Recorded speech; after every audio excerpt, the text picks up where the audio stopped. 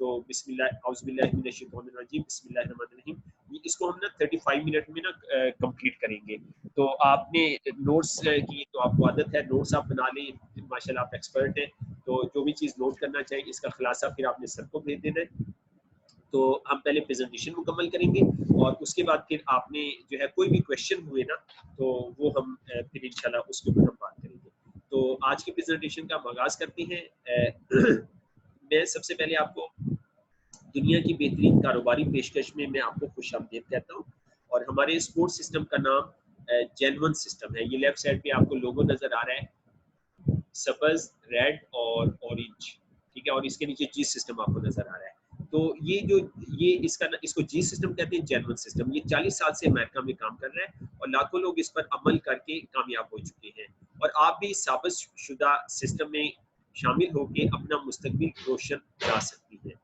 तो मेरा नाम राना तारिक जावेद है, मेरा रैंक सीनियर सेल्स डायरेक्टर है और मेरा ताल्लुक इस्लामाबाद से है। और मैंने 10 जनवरी 2003 को ये कारोबार शुरू किया और मैं पिछले 18 साल से लोगों को स्पॉन्सर कर रहा हूँ और लोगों को एम्पावर कर रहा हूँ, उनको अपने पाँव पे खड़े होने की मैं सपोर्ट कर रहा हूँ, मदद कर रहा हूँ अल्लाह ताला के हुक्म से।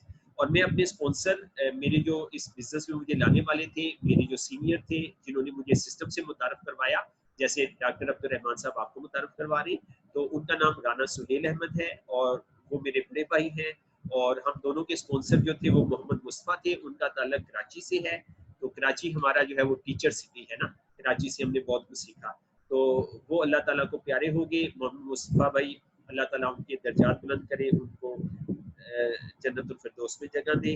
तो उन्होंने हमें इस सिस्टम से मुतारफ करवाया था, वो मुझे इस कारोबार में लाए थे। और इस कारोबार से पहले मैं एक इदारा है फौजी फाउंडेशन, उसके अंदर मैं अकाउंट्स के शोबे की जॉब करता था। तो इस सिस्टम के ज़रिए मेरी बेहतरीन शख्सियत साजी हुई और मेरी फैमिली की इस सिस्टम के ज़रिए सेहत बेहतर हुई। और मैंने इस सिस्टम को क्यों ज्वाइन किया उसकी मैं आपको 3 मेन वजूहात जो है वो बताता हूँ। सबसे पहली वजह ये थी कि मैं अपने वालिदैन को हज और उम्रा करवाना चाहता था। और दूसरी वजह ये थी कि मैं अपनी फैमिली को ये चाहता था कि वो मेरी फैमिली सेहतमंद हो और खुशहाल हो। और फिर मैं ये चाहता था, तीसरी बड़ी वजह ये थी कि मैं बड़ी कामयाबी हासिल करना चाहता था और ऐसी कामयाबी हासिल करना चाहता था जिसमें आगे बढ़ने के लिए ना वक़्त और पैसे की कैद ना हो। इन दोनों चीज़ों से ऐसा काम हो, इन दोनों चीज़ों से आज़ाद हो और मैं आगे बढ़ता जाऊँ ना। ये 3 बड़ी वजूहात थी जिसकी वजह से मैंने इस सिस्टम को ज्वाइन किया, इस सिस्टम का मैं हिस्सा बना। अच्छा, तो आपकी स्लाइड चेंज हो गई है, एटीट्यूड ऑफ इनकम आपको नज़र आ रहा है लिखा हुआ? जी बिल्कुल। अच्छा, तो एटीट्यूड ऑफ इनकम, आमदनी का रवैया। आमदनी का रवैया क्या है? अच्छा, देखिए हर इंसान के ख्वाब होते हैं ना, यकीनन आपके भी ख्वाब होंगे। फिर हमारे साथ हमारी फैमिली के ख्वाब होते हैं, हमारे पेरेंट्स के ख्वाब होते हैं, ठीक है? तो ख्वाबों के पूरे होने का जो ताल्लुक है ना, वो हमारी आमदनी के साथ है। हमारे ख्वाब कैसे पूरे होंगे? अगर हमारी आमदनी ठीक होगी। और आमदनी का जो ताल्लुक है वो किसके साथ है? सोच के साथ है। तो आमदनी हासिल करने के लिए हमारे माशरे में 2 तरह की सोचें पाई जाती हैं। पहली सोच को हम छिपकली के साथ तशबीह देते हैं, ठीक है? और अब हम पहली सोच के बारे में बात करते हैं, उसके बाद दूसरी सोच की तरफ हम जाएंगे। अब छिपकली को उसके वालिदैन क्या सिखाते हैं? और छिपकली ना खुराक हासिल करने के लिए क्या करती है? Lizard uses its time and efforts to catch the food. Lizard क्या करती है? वक़्त लगाती है और कोशिश लगाती है। और वो क्या करती है? वो अपनी खुराक हासिल करती है। उसकी खुराक क्या होती है? हशरातुल अर्ज़ उसकी खुराक होती है। यानी उसे हर दफ़ा खुराक हासिल करने के लिए नई कोशिश और वक़्त खर्च करना पड़ता है। अच्छा, दूसरी जो सोच है ये मकड़े की है, स्पाइडर की है, ठीक है? दूसरी जो सोच है पैसा कमाने की, उसको स्पाइडर के साथ तशबीह दी गई है। स्पाइडर को, मकड़े को उसके वालिदैन क्या सिखाते हैं? Spider uses its time and efforts to build an asset. Spider क्या करता है? छिपकली की तरह शिकार नहीं करता। वो क्या करता है? अपना वक्त लगाता है और कोशिश लगाता है, वक्त और कोशिश लगा के वो क्या करता है? जाल बुनता है। जाल बुनता है और जाल के नीचे क्या लिखा हुआ है? Productive asset. प्रोडक्टिव एसेट को कहते हैं पैदावारी असासे। पैदावारी असासे, ऐसे असासे जिनको आप चंद साल मेहनत करके बना लें, उसके बाद वो आपको लगातार आमदनी देते रहें। तो मकड़े मियाँ भी यही करते हैं कि वो छिपके की तरह शिकार नहीं करते, वो मेहनत करके भूख बर्दाश्त करके, थकन बर्दाश्त करके, चंद हफ्ते लगा के जाला बना लेते हैं, क्योंकि उन्हें पता होता है एक दफा जाला बन गया मेरी जिंदगी आसाइश में आ जाएगी। और फिर क्या होता है, शिकार खुद आके उसके ऊपर आके फंसता है और वो अपना पेट पालते रहते हैं और अपनी लाइफ को एंजॉय करते रहते हैं। ठीक है जी। तो इस तरह से मकड़े को क्या होता है, वक्त और कोशिश लगाए बगैर लगातार खुराक हासिल होती रहती है। अब देखिए दोनों की खुराक एक जैसी है, लेकिन उसको हासिल करने का तरीकेकार मुख्तलिफ है। इसी तरह हम समझते हैं कि इंसानों का आमदनी हासिल करने का तर्ज अमल और रवैया क्या है। अगली स्लाइड पे हम चलते हैं। आपकी स्लाइड चेंज होगी, कैश फ्लो लिखा हुआ नजर आ रहा है।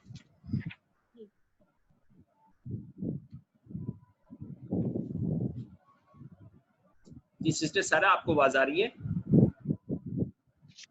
जी सर, आवाज भी आ रही है और स्लाइड भी चेंज हो गई। स्लाइड भी चेंज हो गई है, ठीक है। अब कैश फ्लो, इसके ऊपर लिखा हुआ है कैश फ्लो, कैश का बहाव, पैसे का बहाव कैसे होता है, कहाँ कहाँ होता है। ये थ्योरी पेश की है 4 क्वाड्रेंट, इसके 4 खाने हैं। ESBI आपको लिखा हुआ नजर आ रहा है, ESBI, ठीक है। अच्छा, ये थ्योरी पेश की है रॉबर्ट टी कियोसाकी ने, माहिर माशियादान है रॉबर्ट टी कियोसाकी, जिनका ताल्लुक अमेरिका से है। उन्होंने कैश फ्लो को, पैसे के बहाव को 4 हिस्सों में तकसीम किया। उन्होंने जितने भी लोग दुनिया में काम करते हैं उनके कामों को 4 खानों में तकसीम किया है। सबसे पहला खाना इम्प्लाई का है, मुलाजमत का है। और पूरी दुनिया में कितने फीसद लोग मुलाजमत करते हैं, कितने परसेंट मुलाजमत करते हैं, यहाँ पे लिखा हुआ है, बताइए मुझे। 90%। 90%। दुनिया की सबसे ज्यादा आबादी मुलाजमत करती है, उसकी क्या वजह है? हमें हमारे वालिदैन यही सिखाते हैं, हमारे टीचर भी ये सिखाते हैं, पढ़ो लिखो मुलाजमत करो। ठीक है, तो ये क्या करते हैं, have job generate income for boss. ठीक है, तो ये क्या करता है, ये नौकरी करता है और अपने बॉस के लिए काम करता है। और इनकी बुनियादी तरजीह क्या होती है, सिक्योरिटी। ये कहते हैं मुझे ऐसी सिक्योर जॉब मिले कि मैं 60 साल का हो जाऊं, ये जॉब खत्म ना होना। तो सिक्योरिटी क्यों ये महसूस करती है, ये कहती है हमें महाना आमदनी रेगुलर मिले, हमें तनख्वाह मिल जाए, हमें मेडिकल अलाउंस मिल जाए, पेंशन वगैरह मिल जाए। तो ये अपनी आमदनी को महफूज समझते हैं, लेकिन इनकी आमदनी महफूज नहीं होती। अभी देखिए कोरोना में क्या हुआ, बहुत सारे लोगों की जॉब खत्म हो गई। दूसरी जो सोच है, दूसरा जो खाना है, वो सेल्फ एम्प्लॉयड का है ना, वर्क फॉर योर सेल्फ, ये अपने लिए काम करते हैं। ये कौन लोग होते हैं, इसमें डॉक्टर आते हैं, वकील आते हैं, इसमें दुकानदार आते हैं। तो ये अपने लिए काम करते हैं। और ये दुनिया की आबादी का कितने परसेंट है, आप बताएं? 5%। 5%, 5% है। अब इन दोनों को टोटल करें तो कितने लोग बनते हैं, ये 95% लोग। और इनके पास कितने परसेंट दौलत है, आप बताएं? 5%। 5%। 95% लोगों में 5% थोड़ी थोड़ी दौलत तकसीम हो गई। क्यों हुई ये, इनको दौलत क्यों मिली कम, उसकी वजह नीचे लिखी हुई है। इनको क्या बताया जाता है, you work for money, you work for सिर्फ मनी, पैसे के लिए। सही। पैसे के लिए काम करो। इनको ये बताया जाता है आपने पैसे के लिए काम करना है। ठीक है, तो इस वजह से इनकी आमदनी जो है वो कम होती है। ठीक है, सारी इनको बताया जाता है तुम जितने घंटे ज्यादा काम करोगे उतने पैसे आएंगे। जितने घंटे, इसको कहा जाता है जितने घंटे ज्यादा दुकान खोलोगे उतने ज्यादा पैसे आएंगे। इसको कहा जाता है जितने ज्यादा घंटे नौकरी करोगे उतने ज्यादा पैसे आएंगे। अपने पल्ले एक बात मान लो, जितना काम करोगे उतने पैसे आएंगे। पैसे का ताल्लुक काम के साथ है। तो इन दोनों को तशबीह दी गई है छिपकली की सोच के साथ। अब हम आगे बढ़ते हैं, दूसरी सोच की तरफ हम बढ़ते हैं। दूसरी सोच कौन सी है, दूसरी सोच है पकड़े वाली। ठीक है, हाँ, तो ये कौन सी सोच है, आपको नजर आ रहा है? जी। अच्छा, तो बिजनेस ये ओनर। लिखा बिजनेस ओनर, बिजनेस ओनर। ये लोग कौन है बिजनेस ओनर? बिजनेस ओनर कौन है, ये ओन अ सिस्टम, ये अपना सिस्टम बनाते हैं, अपना सिस्टम ये बनाते हैं। ठीक है, ओन अ सिस्टम, अपना सिस्टम बनाते हैं। पीपल वर्क फॉर यू, और लोग इनके लिए काम करते हैं। अपना सिस्टम बनाते हैं, लोग इनके लिए काम करते हैं। देखिए साहब सोफे पे बैठे हुए जूतों समेत, एक हाथ में मोबाइल पकड़ा हुआ है और एक हाथ से एप्पल खा रहे हैं, सेब के ऊपर फ्रूट खा रहे हैं। और इनके पीछे क्या बना हुआ है, मकड़ी का जाल बना। मकड़ी का जाला। इनके काम को तशबीह दी गई है मकड़ी के जाले के साथ। ये क्या कहते हैं, ये अपना प्रोडक्टिव एसेट बनाते हैं, पैदावारी। और ये दुनिया की आबादी का कितने परसेंट है, 4%। 4% है। ये 4% लोग हैं। ठीक है जी। अच्छा, तो अगली जो सोच है, अगला जो खाना है वो है आई, आई, आई फॉर इन्वेस्टर। ये पैसा इन्वेस्ट करते हैं, मनी वर्क्स फॉर यू, इनके लिए पैसा इनके लिए काम करता है। और ये वर्ल्ड पॉपुलेशन का कितने परसेंट है, 1%। 1% है, वर्ल्ड पॉपुलेशन का ये 1% है। ठीक है जी। अच्छा, तो इनके बारे में, इनको कितनी दौलत मिलती है? ये 5% लोग हैं और कितनी फीसद दौलत एंजॉय करते हैं? 95%। 95%। 5% लोग हैं, 95% दौलत एंजॉय करते हैं। ये थोड़े से लोग हैं, दौलत इतनी ज्यादा, क्या वजह है? क्योंकि इनके वालिदैन ने इनको बताया पैसे के लिए काम ना करो, कहा इनको मनी वर्क्स फॉर यू, पैसे को अपने लिए काम में लगाओ, पैसा तुम्हारे लिए काम करेगा, पैसे को गुलाम बनाओ, तुम पैसे के गुलाम ना बनो। लेफ्ट साइड वाले लोग क्या बनते हैं? पैसे के गुलाम बनते हैं, पैसे के लिए काम करते हैं और इनके लिए पैसा काम करता है। इस वजह से ये खुशहाल जिंदगी जो है गुजारते हैं। ठीक है, अब क्या है, एस और बी के कारोबार में फर्क क्या है? ये लेफ्ट वाले दो खाने हैं और राइट वाले दो, इनमें फर्क क्या है कि एस के कारोबार में आप कारोबार के लिए काम करते हैं और बी के कारोबार में कारोबार आपके लिए काम करता है। और आज की जो प्रेजेंटेशन है इसी बी के कारोबार के हवाले से है। हमारा बुनियादी काम क्या है? सोसाइटी को, के लोगों को लेफ्ट खाने से, इस खाने से निकाल के राइट वाले खाने में लेके आना, लोगों को इधर से निकाल के इधर ला के उनकी रहनुमाई करना और उनको कामयाब बनाना। तो सिस्टर आप क्या कहती हैं कि फी जमाना ये नेक काम है, अच्छा काम है ये? नहीं, ये तो बहुत एक अच्छी मुझे बात नजर आ रही है कि पैसे के लिए काम नहीं करना बल्कि पैसे को काम में लेना है।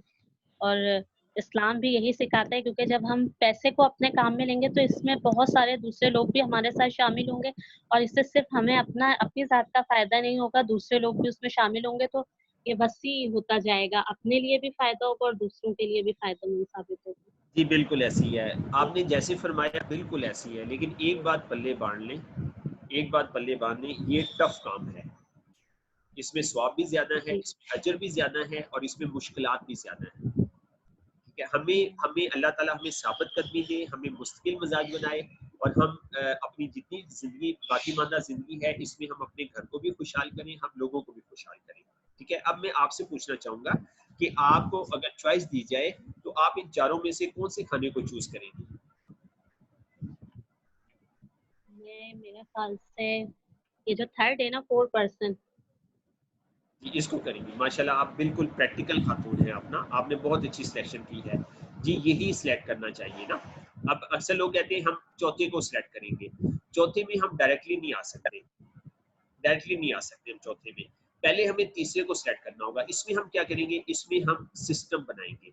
इसमें कौन लोग आते हैं पहले आप ये समझ लें, इसमें आते हैं फैक्ट्रियों के मालिक, फैक्ट्रियों के मालिक आते हैं जो इंडस्ट्रियां लगाते हैं, करोड़ों अरबों रुपया लगा के इस खाने में आते हैं। तो मैं आपको जो सिस्टम प्रेजेंट करने जा रहा हूँ उसमें हमें बहुत ज्यादा इन्वेस्टमेंट नहीं करनी, उसमें हमें थोड़ी सी इन्वेस्टमेंट करके हम, लेकिन ये हम बहुत बड़ा कारोबार शुरू कर सकेंगे ना। इसमें अब हमने करना क्या है, हमने एक सिस्टम बनाना है, हमने मिल के सिस्टम डिजाइन करना है और ये सिस्टम हम अपनी घर की चार दीवारी में रहते हुए ये सिस्टम बना सकते हैं। खुशी की बात ये है कि हम ये सिस्टम घर में रह के जो है बना सकते हैं, ये खुशी की बात है। तो अब हम आगे बढ़ते हैं, अगली स्लाइड में बढ़ते हैं। अगली स्लाइड आपकी चेंज होगी, क्या लिखा हुआ नजर आ रहा है आपको? Business owner selection of best way. जी जी, आपने यही किया, आपने यही किया, आपने कहा कि बिजनेस ओनर वाला खाना ठीक है, आपने यही कहा। तो यहाँ पे भी ये लिखा हुआ है कि बिजनेस ओनर की सिलेक्शन जो है ना ये बेस्ट तरीका है, बिजनेस ओनर जो है ये बेस्ट तरीका है सिस्टम को बिल्ड करने का ना, सबसे बेहतरीन तरीका यही है। आप सिस्टम बनाना चाहते हैं तो बिजनेस ओनर का खाना सिलेक्ट करें। ठीक है, अब हम इस स्लाइड में ना इस स्लाइड के अंदर हम इसके ऊपर जरा और ज्यादा जो है वो रोशनी डालेंगे ना, कि जैसे कि पिछली स्लाइड में हमने बात की ना कि सिस्टम बनाने वाले लोग कामयाब होते हैं। आप भी ये चाह रही हैं, मेरी भी ये ख्वाहिश है हम सिस्टम बनाएं, लेकिन अब सवाल ये है आम आदमी कैसे सिस्टम बना सकता है, तो वो हमें ना इस स्लाइड में समझ आएगी। कारोबारी लोग ना अपने कारोबार को एक ऐसे बेहतरीन तरीके का इंतखाब करते हैं जिससे सिस्टम बन सकता है। मसलन मिसाल के तौर पे टेलीकॉम कंपनीज ने क्या किया, बूस्टर लगाकर बेहतरीन सिस्टम बनाया टेलीकॉम कंपनीज ने। और इसी तरह मैकडोनल्ड ने क्या किया, KFC ने क्या किया, बाटा ने क्या किया, लोगों को फ्रेंचाइज दी और फ्रेंचाइज दे के अपना एक बहुत बड़ा सिस्टम बनाया। अच्छा, तो अब हम एग्जांपल लेते हैं फेसबुक की ना। हम कहते हैं कि हम फेसबुक बनाएंगे, पहली बात है अभी बनाई नहीं जा सकती, किसी ने बनानी थी बना ली। ठीक है, तो फेसबुक बनाने के लिए हमें क्या चाहिए, टैलेंट चाहिए। ठीक है, हमें जहानत चाहिए और फिर जहानत के बारे में ये है कि जहानत को दुरुस्त तरीके से इस्तेमाल करना और सही वक्त पे इस्तेमाल करना, ये हर बंदे के बस की बात नहीं है। फिर अगर कोई हम बंदा कहते हैं जी मैं नॉवल लिखूंगा, इसके लिए भी हमें टैलेंट चाहिए। कोई कहता है जी इस नावल लिखेगा तो इसके लिए भी उसे उसके नावल को कंपटीशन करना पड़ेगा दूसरे नावलों के साथ, दूसरे लोगों के साथ। अगर उसका वो कंपटीशन जीतेगा तो फिर उसे जो है वो पैसा मिलेगा, अदरवाइज नहीं मिलेगा। अब अगर कोई कहता है कि मैं मूवी बनाऊं और मूवी बना के मैं मेरी मूवी हिट हो जाए और मुझे पैसा आना शुरू हो जाए, इसके लिए क्या चाहिए? इसके लिए हमें सरमाया चाहिए ना। बिल्डिंग बनाना चाहता है, इसके लिए हमें सरमाया चाहिए। कोई कहता है मैं बिल्डिंग बनाऊं और उसका सिस्टम बनाऊं और वो जो है वो रेंट पे लगे, मुझे पैसा आना शुरू हो जाएगा, तो यकीनन हमारे पास इतना सरमाया नहीं है। इन दोनों के लिए हमें सरमाया चाहिए। तो कहने का मकसद है कि आम आदमी इन तमाम तरीकों में से किसी तरीके को इस्तेमाल कर सकता है? यकीनन नहीं कर सकता। ऐसे ही है, हम इसको इस्तेमाल नहीं कर सकते। अब हम किस तरीके को इस्तेमाल कर सकते हैं, जिसको कहते हैं डायरेक्ट सेलिंग। और डायरेक्ट सेलिंग के नीचे क्या लिखा हुआ है छोटा सा, आप पढ़ के बताएं।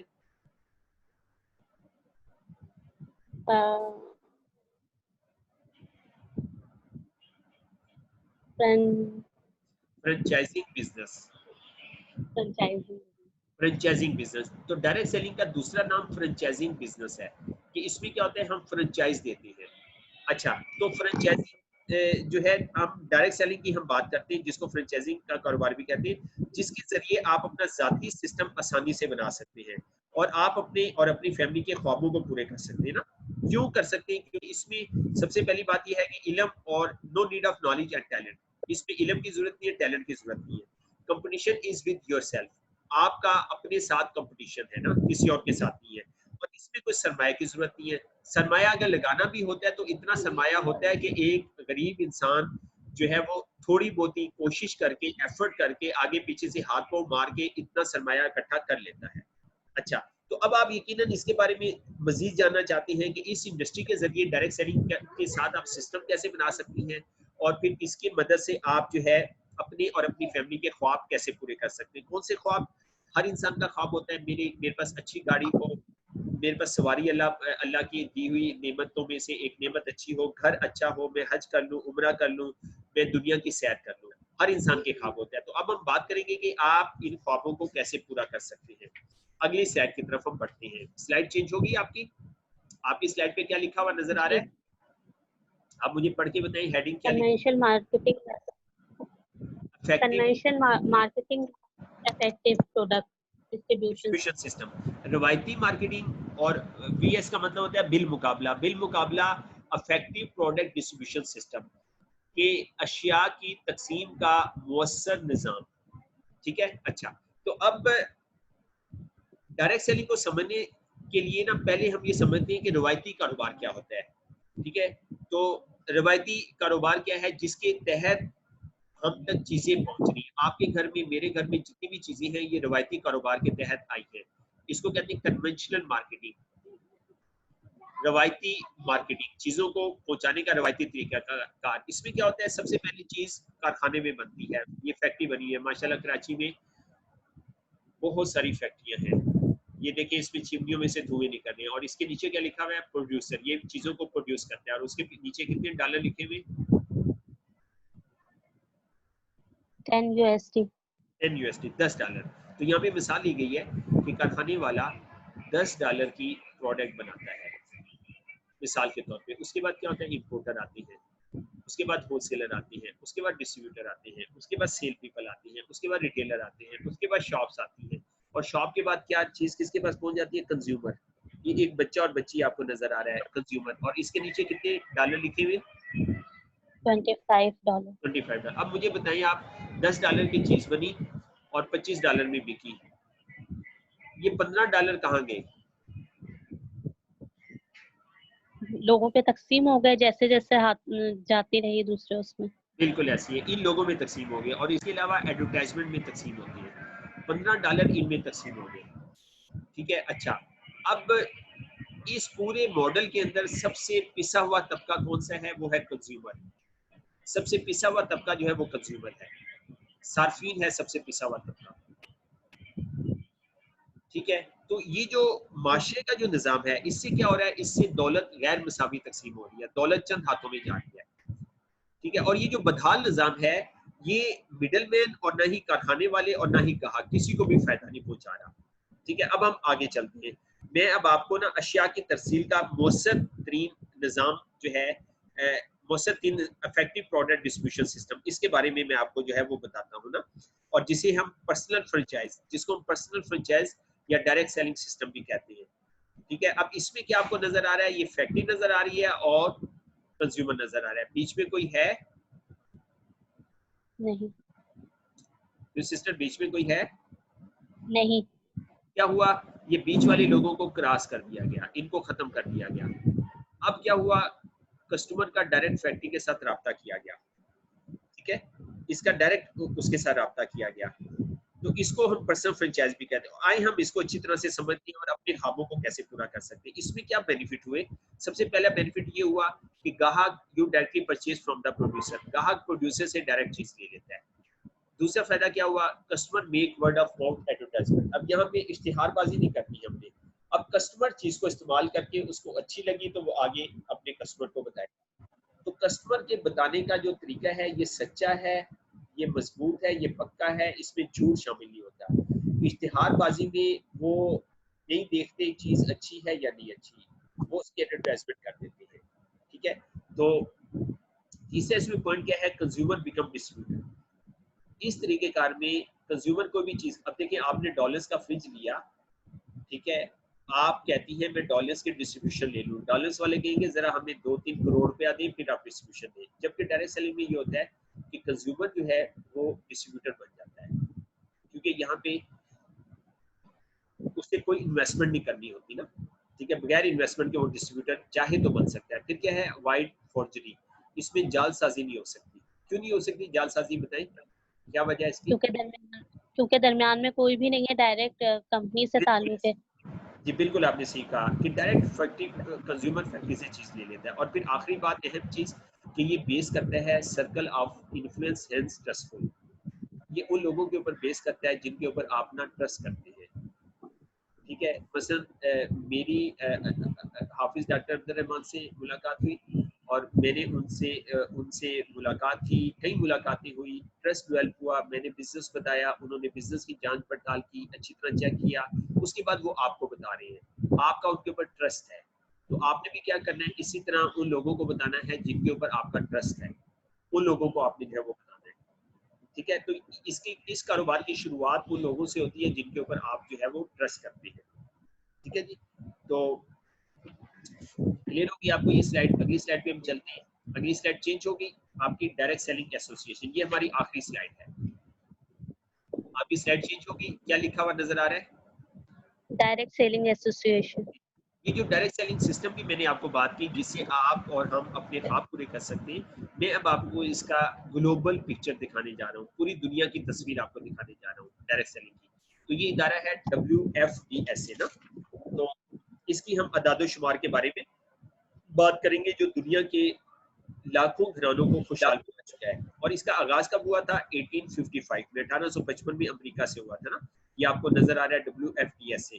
ये हर मुल्क में इदारा होता है DSA, WF को खत्म करने, तो हर मुल्क में जो इदारा होता है वो होता है DSA। DSA के नाम से इदारा होता है, डायरेक्ट सेल्स एसोसिएशन। ठीक है, उसकी वेबसाइट भी आपको नजर आ रही है, WFDSA, www.WFDSA। ठीक है, इसकी वेबसाइट आपको नजर आ रही है। ठीक है, और अच्छा, इसके अंदर ना 10,000 से ज्यादा कंपनियां रजिस्टर्ड हो गई है अब तक ना। तो ये कंपनियों को रजिस्टर्ड करता है डायरेक्ट सेलिंग इदारा। जो भी कंपनी कहती है हम डायरेक्ट सेलिंग करना चाहती है, तो इसके कवानीन है, इस इदारे के कवानीन है, इन कवानीन पे जो कंपनी पूरी उतरती है उसको ये रजिस्टर्ड करता है। तो ये मेन 2-3 चीजों को कंसिडर करता है।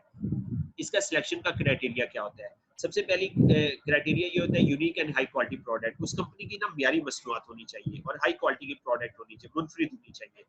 डिमांडेबल प्रोडक्ट, ऐसी प्रोडक्ट हो जिनकी लोगों को जरूरत हो। No problem on supply, supply में कोई मसला ना हो, फिर ये उनको रजिस्टर करता है। अब मैं आपको ना पूरी दुनिया की ना ग्लोबल फिगर्स बताने जा रहा हूँ। ये आपको लिखा हुआ नजर आ रहा है, ग्लोबल डायरेक्ट सेलिंग ना, दुनिया का नक्शा नजर आ रहा है। तो सबसे पहले हम एशिया पैसिफिक की बात करेंगे। पाकिस्तान एशिया पैसिफिक में आता है। एशिया में 5 करोड़ 20 लाख लोग, 52 मिलियन बनते हैं ना, तो ये लोग इसका हिस्सा बनते हैं डायरेक्ट सेलिंग का। यूरोप के अंदर 11.4 मिलियन, नॉर्थ अमेरिका के अंदर 16.3 मिलियन, साउथ सेंट्रल अमेरिका के अंदर 10.4 मिलियन, अफ्रीका मिडल ईस्ट के अंदर 1.4 मिलियन, और दूसरे जो लोग हैं 8.4 मिलियन। ठीक है, तो ये लोगों की जो है वो तादाद, इतनी सारी तादाद इसका हिस्सा बन गई। और आप देखें पूरी दुनिया की फिगर को जमा कर लें, एशिया की तादाद सबसे ज्यादा है। एशिया में सबसे ज्यादा ये क्यों तेजी के साथ फल फूट रही है, उसकी वजह सिस्टर ये है कि एशिया में दो चीजों की अशद जरूरत है। पहली जो चीज है वो क्या है, पहली जो चीज है एशिया के अंदर वो क्या है, वो है लोगों के पास रोजगार के मौके नहीं है, लोगों के पास ऐसे तरीके नहीं है कि वो अपनी आमदनी बढ़ा सके। तो हम लोगों को ऐसा तरीका बताएंगे जिससे वो अपनी आमदनी बढ़ा सके। और दूसरी वजह क्या है, लोगों की सेहत के मसाइल बहुत ज्यादा है, तो हम अल्लाह के हुक्म से लोगों को सेहत जैसी अनमोल दौलत देंगे, उनको रास्ता दिखाएं। दौलत तो अल्लाह ताला देगा, हम उन्हें ना रास्ता दिखाएंगे। हम जो है लोगों को रास्ता दिखाएंगे, हम उनको रास्ता दिखाएंगे। तो ये दो चीजें ना एशियंस की जरूरत है, एशिया के लोगों की दो चीजें जरूरत है, दोनों चीजें हम देंगे। इस वजह से एशिया की फिगर जो है वो सबसे ज्यादा है। तो ये थी सिस्टर हमारी आज की प्रेजेंटेशन, और मैंने कोशिश की कि आपको जितना शार्ट हो सके शार्ट करके आपको मैं प्रेजेंट करूँ। तो आपको अच्छी लगी आज की प्रेजेंटेशन?